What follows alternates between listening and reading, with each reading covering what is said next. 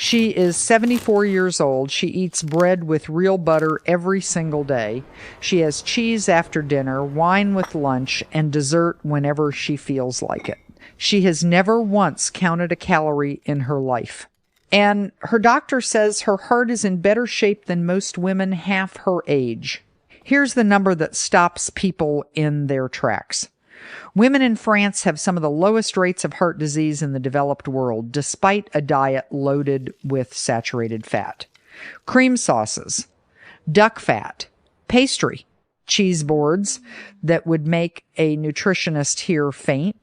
And yet the hospitals aren't full of the results you'd expect. For decades, researchers assumed this had to be a fluke or a case of good genes. It isn't. Study after study has landed on the same conclusion. It isn't genetics, it's culture, it's habits. And habits, unlike genes, can be learned at any age, which is exactly why this matters just as much at 65 as it does at 25, maybe more. Before we go further, let's deal with the objection you're probably already thinking. That's fine for them. They've always eaten this way. It's not going to work for me now. Here's the thing. Every single habit we're about to walk through has been tested on people who did not grow up with it. Australians, Americans, and British patients who adopted even a handful of these habits later in life saw real, measurable improvements, in some cases within months. This isn't about being born in the right country. It's about a set of learnable behaviors around food that almost nobody in the English-speaking world was ever taught.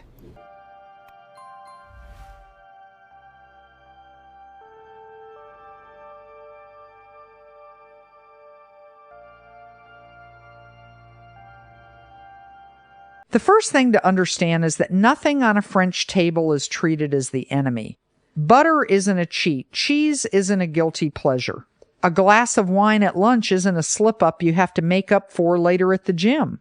Food is approached as something to be enjoyed fully, without the running mental scoreboard so many of us carry around every time we sit down to eat. There's a reason for that, and it isn't recklessness. It's that the guilt itself, the constant bargaining with your own plate, may be doing more damage than the food ever could. Think about your own relationship with a slice of cake. Do you actually enjoy it? Or do you eat it fast, half guilty, telling yourself you'll be good tomorrow? That cycle, deprivation followed by guilt, followed by overeating, is one of the most common patterns behind the slow creeping weight gain so many women notice after 60. You cut out an entire food group. You feel deprived. Deprivation builds pressure. Eventually the pressure wins, and when it doesn't win a little, it wins big, usually late at night, usually alone, usually followed by more guilt. The French approach breaks that cycle by removing the guilt at the very start before it ever has the chance to build. Now, let's talk about the food itself, because this is where most people expect a catch, and there really isn't one. Red meat in sensible portions is not the villain it's been made out to be for the last 30 years. Full-fat cheese eaten in a small, satisfying portion rather than avoided altogether is part of a completely normal week. Butter, used properly instead of replaced with a heavily processed spread, has been part of the human diet for longer than any low-fat alternative has existed. None of this is a license to eat without limits, and it's worth saying clearly this is not a case for eating more. It's a case for eating real food in real portions without fear attached to it.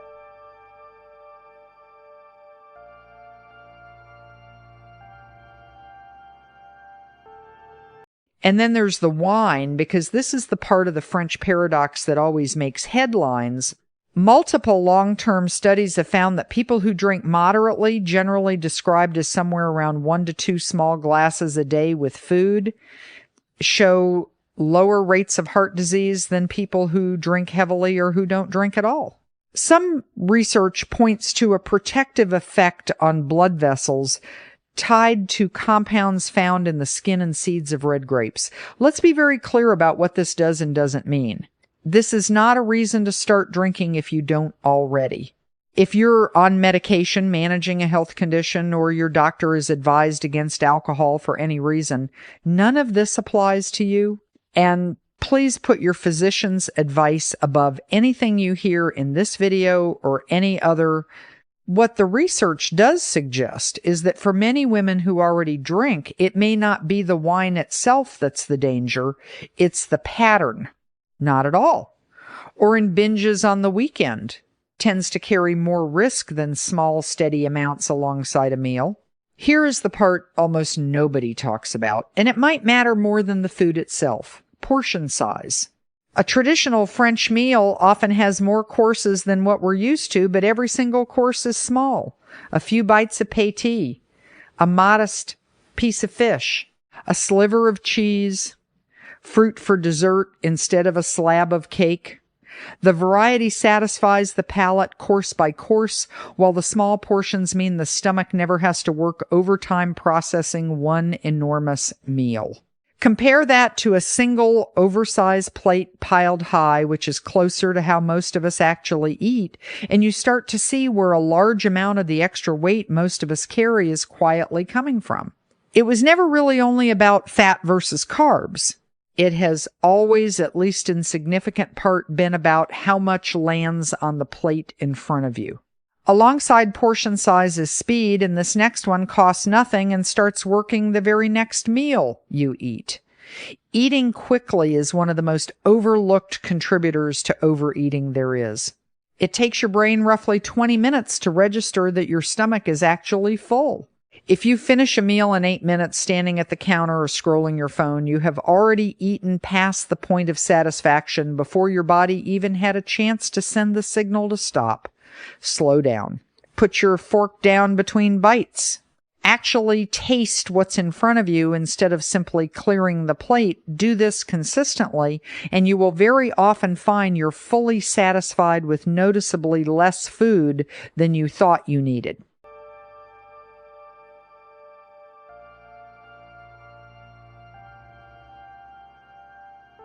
This is also where snacking comes in, or rather where it quietly disappears. In an eating culture built around 3 real satisfying meals, there is far less reaching for something in between, because there's rarely a genuine reason to. Constant grazing throughout the day keeps your blood sugar and insulin elevated almost continuously, which makes it harder for your body to use stored fat for energy. 3 unhurried, genuinely satisfying meals, eaten slowly, tend to leave far less room and far less need for the mindless snacking that quietly adds up to hundreds of extra calories most of us don't even track.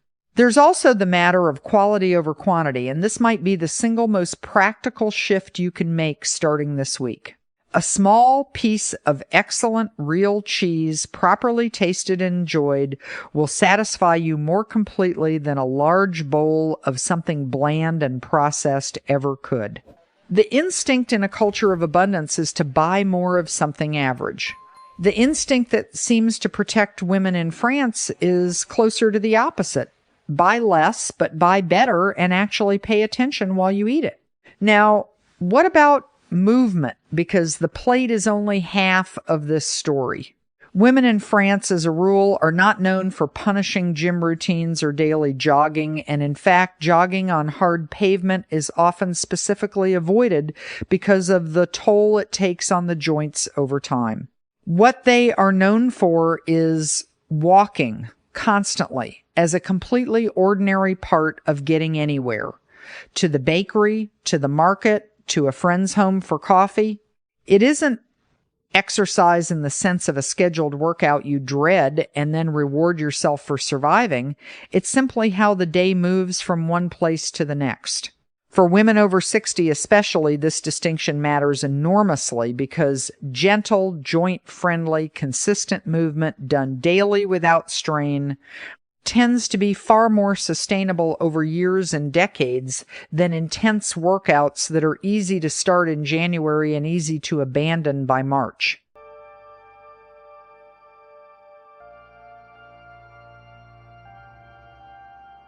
All of this adds up to something bigger than a diet. It's a mindset, and honestly, it might be the real secret hiding underneath all of it. There is no exact equivalent in French. for the specific flavor of guilt so many of us feel over dessert. Pleasure in food isn't treated as something you have to earn through exercise or apologize for after the fact. It's simply treated as one of the ordinary, reasonable pleasures of being alive, alongside good conversation and a beautiful view. And ironically, that mindset, more than any single ingredient on the plate, may be what protects against the binge and restrict cycle that drives so much of the unwanted weight gain women describe after 60. Let's pause on one more piece of this because it ties directly into something we talk about often on this channel, confidence. There's a particular kind of woman you've probably noticed, maybe at a restaurant, maybe on a trip, who eats what she wants, sits up straight, doesn't announce a diet to the whole table, and somehow still looks and feels wonderful in her own skin. That isn't an accident of genetics either. It's the direct result of not spending every meal at war with herself. Constant restriction doesn't just affect the body, it affects posture, mood, and the way you carry yourself in a room. Women who eat with ease rather than anxiety tend to radiate a kind of calm that has very little to do with the number on the scale and everything to do with how they feel sitting down at their own table.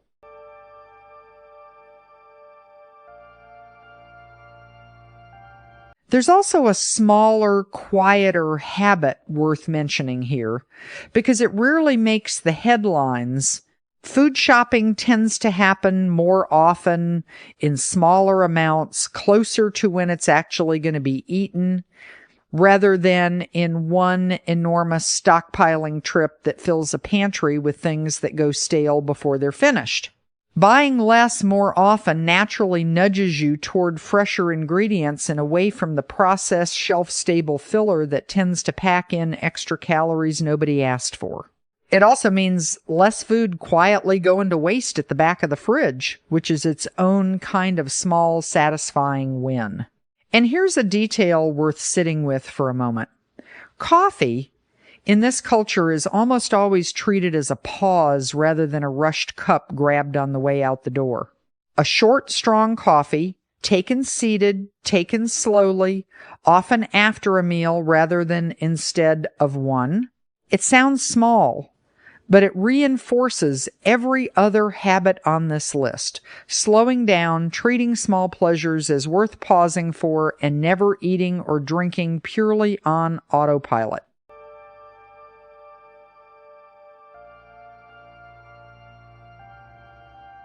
So let's turn this into something you can actually use, starting with your very next meal, because information without action is just entertainment. First, stop treating any single food as forbidden. The moment something becomes forbidden in your own mind, it becomes the thing you obsess over and eventually the thing you overeat when your guard finally drops. Second, shrink the portion, not the pleasure. Have the cheese, have the dessert. Just have a smaller amount of it and actually savor every bite instead of rushing through it. Third, slow down at every single meal, without exception. Put the fork down between bites. Let your body catch up to your plate before you decide you need more. Fourth, stop snacking out of boredom or habit and instead build 3 real meals you genuinely look forward to each day. Fifth, walk. Not a punishing workout you're bargaining your way out of by Thursday. Just movement daily, folded naturally into your existing errands and routine. And finally, if a glass of wine is already part of your life and your doctor has no objection, there is no need to carry guilt over one glass with dinner. If it isn't already part of your life, none of this is a reason to start.